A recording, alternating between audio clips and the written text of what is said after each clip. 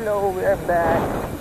Mga kasama namin na nauna bumalik kasi naligaw sila. What is it? Our adventure continues. Correct ko lang pala, yung master guide namin si Sir Ding Laumok. Not Ding Aquino, iba yan. Kaibigan ko siya simula nakasama ko siya simula MBU. Although isang beses pa lang ako naka-ride doon. Sobrang hardcore ng mga ride nila sa Bulacan area. Talaga, last pag ako nun, nung year 2015 ako, last na nakasama sa kanila. So ito yung palaruan ni Sir Ding. Ito yung trail. Sila ang ito, hindi na sila. Hintay nila ako. Nag-ayos ako ng camera. Siya. Malalim, sir?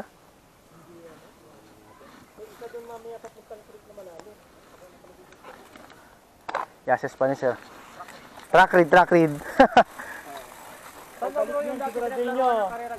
Alikabok-la tayo this weekend. Patrayan din sa... ito? Patrayan. Sa plano nila dati?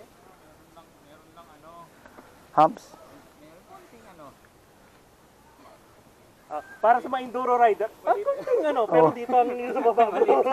may maliit na. Ano? Mauna nga? Lakas oh. Magaling din eh. Marunong siya mag-flick-flick. Ako kukuha sa'yo ngayon. Sige sir. Ikaw na di. Sige. Lalakarin ko na. Unahin natin si Sir Dan. Sige sir.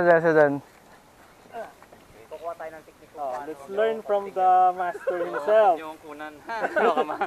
Nakauna siya, sir. Okay.